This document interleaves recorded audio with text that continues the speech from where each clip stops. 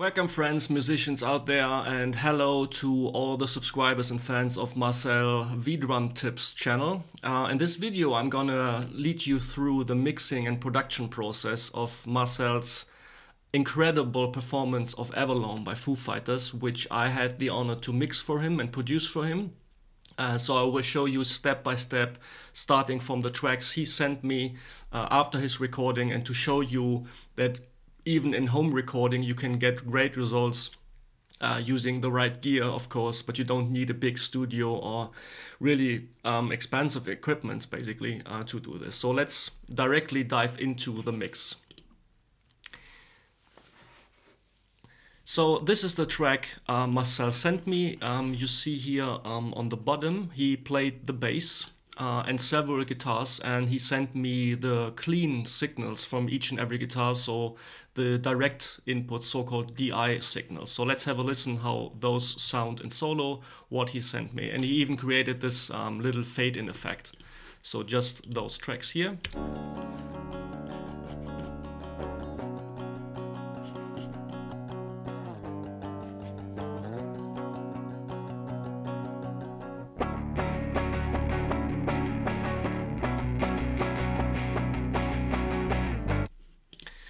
So this is how electronic guitars sound without any amp or distortion. And of course, furthermore, he sent me, I will jump to the section here.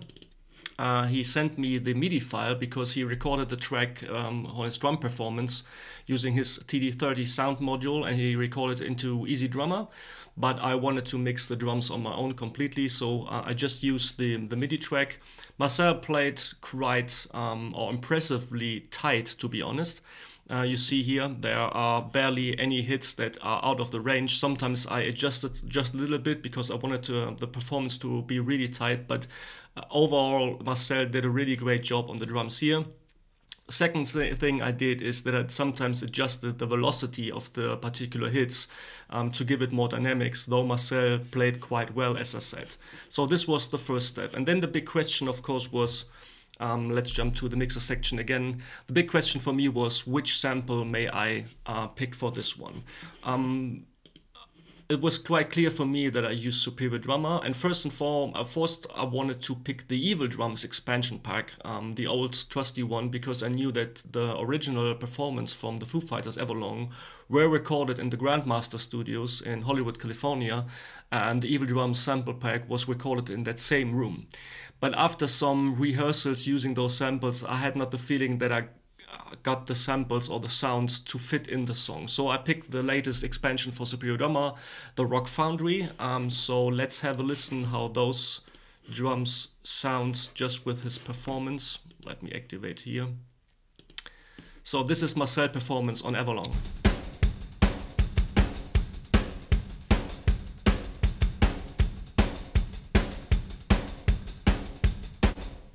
Those quite this really hard to play 16ths on the hi-hat with a tempo of 150 BPM, I think. I picked the 14x60 26 Ludwig kick drum, the Tama bell breaths, which is one of the most famous rock snares at all, two IOTS toms,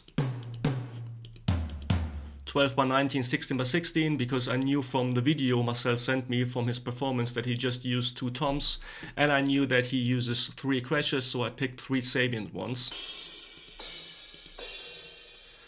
I needed a ride cymbal that really cuts through the mix, so I chose the big 24 Sabian ride, and the 15-inch Sabian Artisan hi-hats. You see, within the mixer section of Superior Drummer, I did nothing. So nothing, no preset, it's just the raw samples that the Rock Foundry provides you, because I knew I wanted to mix the drums completely on my own. So I muted all the tracks that I don't need and sent the individual tracks you see here out to my DAW to mix them. So let me close this one again here. So now the song or the performance of Marcel together with the samples.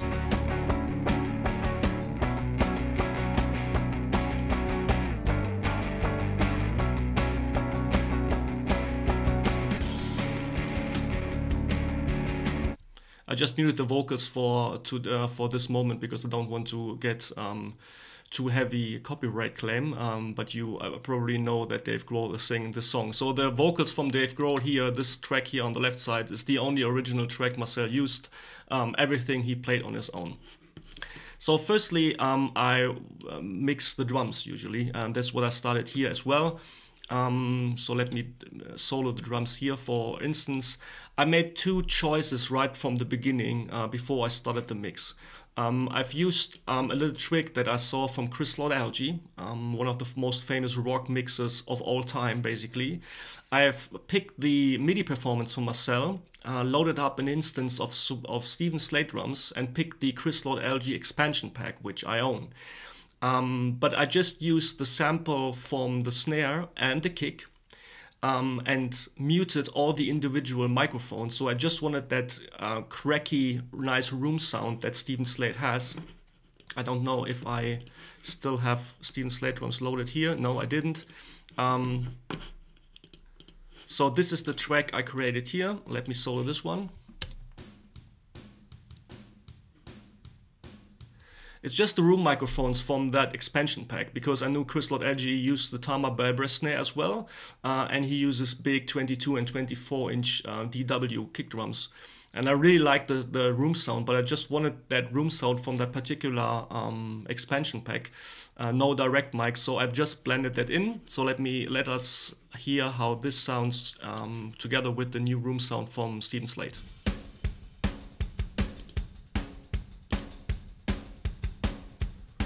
Just to enhance that a little bit, and this is the room sound, by the way, from the Rock Foundry. You hear the cymbals are going on in this room. Instead here I've just added the snare and the kick drum. A second move was Marcel, after I mixed the first kind of draft, Marcel gave me some feedback and he wanted his cymbals to be louder. And mixing cymbals can sometimes be tricky. Usually they come from the overhead right here.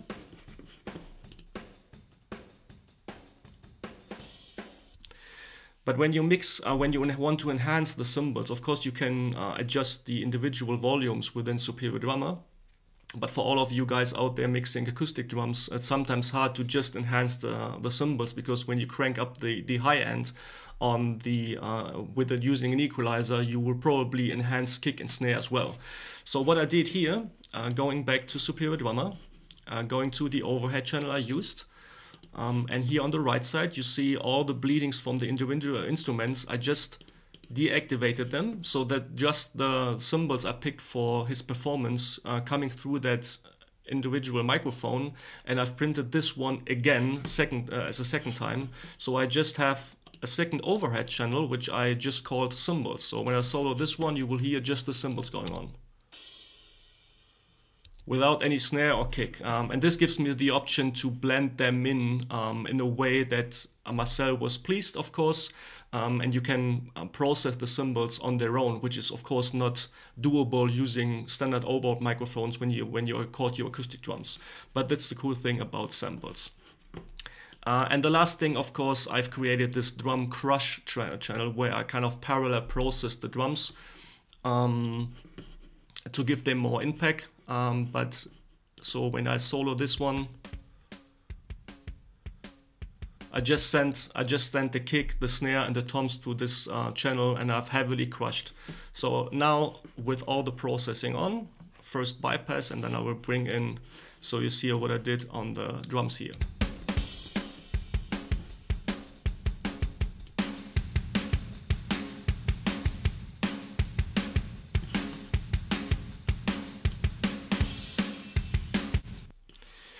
And finally, of course, here on the left side, I had the feeling that I needed, of course, some more room to really like make the drums big, larger than life. So I used a reverb plugin, did some EQ, and sent the snare through the reverb channel. The room microphones from CLA as well, so it's no problem to send room microphones into a reverb to give it even a bigger stereo image. The toms, a bit of the overhead, and the room from the Rock Foundry. So first have a listen on the room drum verb on its own.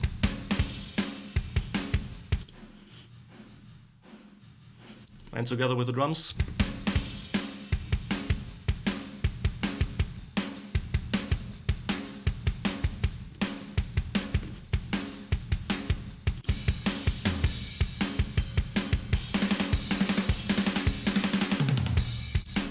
So really big sounding drums because there are a lot of guitar stuff coming on. So now let's go to the guitars. Let me jump to the first section here again.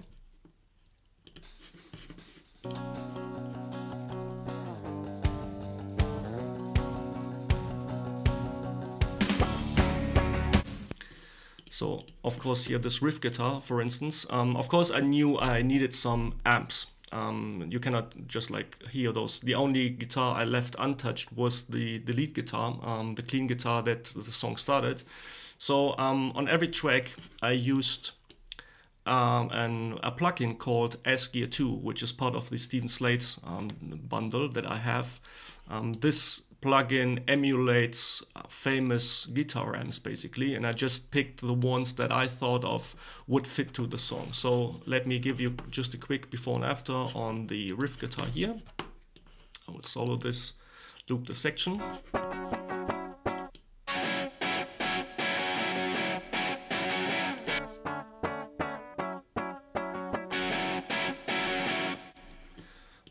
Huge difference, isn't it? Of course, I did some processing afterwards, some EQ to really make the guitars shine. The same for the chorus guitar, which sounds soloed like this.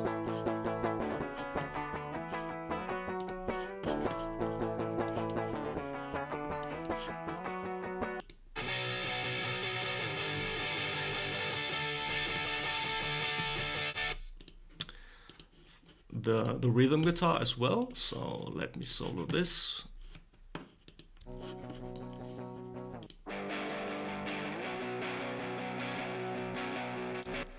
The mono guitar I left pretty much untouched. I just used some equalization to enhance some of the stuff that I liked within this guitar, so let's have a listen on that.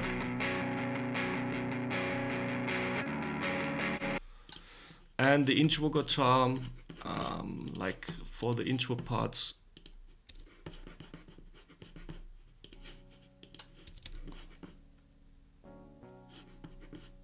without amp and with the amp. On the bass guitar I just did some equalization here to enhance it to the tracks. So now all the guitars back and forth without amps and then with amps. So I start first clean and then I will bring in the amp plugins.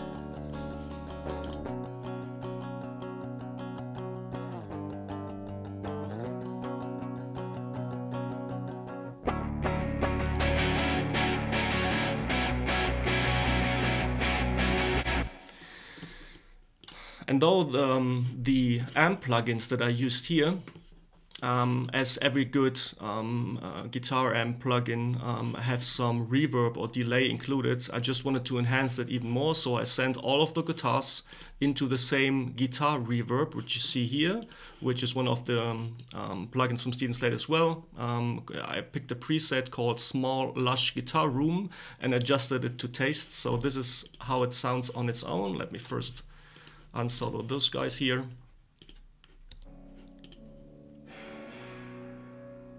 Just to give the guitar more room.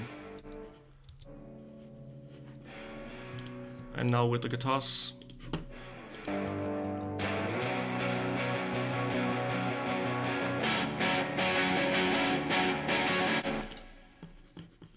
And now let's listen how this sounds with the guitars.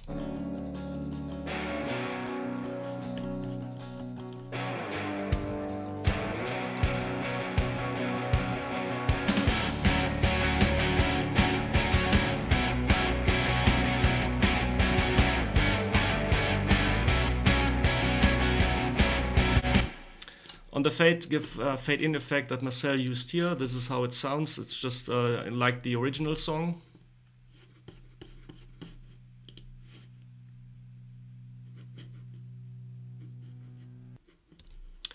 I only did some EQing here, nothing special.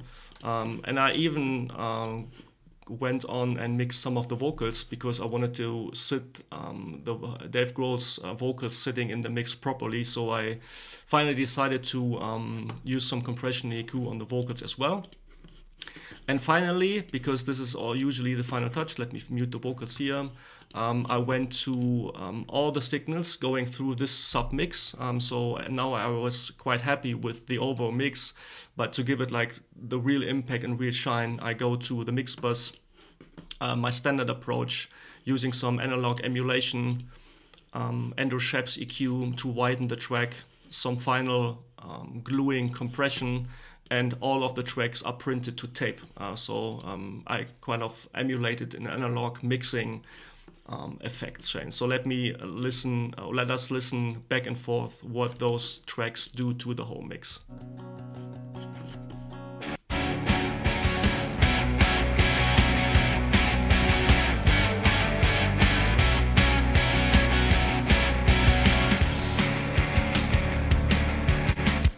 And of course, finally, the mastering, I use Ozone 8 from Isotope. Nothing special here. Just like final moves that are here, just adding some of the 400 here, removing some frequencies, adding slight bit of high ends, using a maximizer, and finally a vintage limiter to really let the mix pop out. And now back and forth finally with the mastering.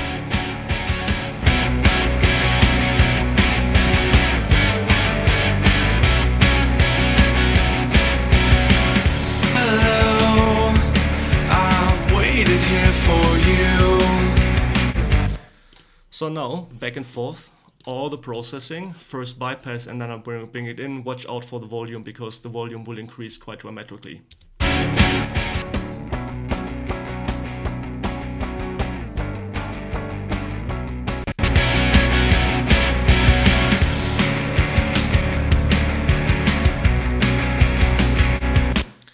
And of course, as a final mixing decision, what I usually do last or prior to the mastering, I do some volume automation, because the song is never kind of like constantly have the same volume throughout the song.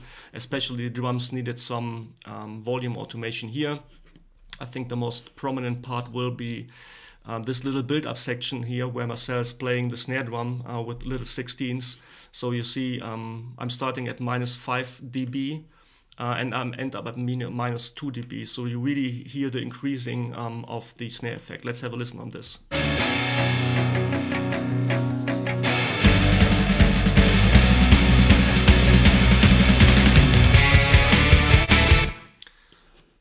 And I did some of the guitar, of course, to match the original track, like here in the beginning, where you hear the clean guitar.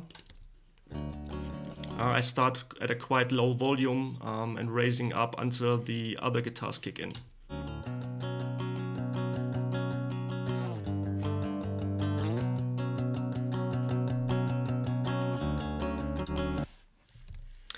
So that was pretty much it. I decided not to show you every single mixing move I did, every EQ, because it really depends on the song. There are no general mixing tips. It was quite a fun to mix and produce this song for Marcel.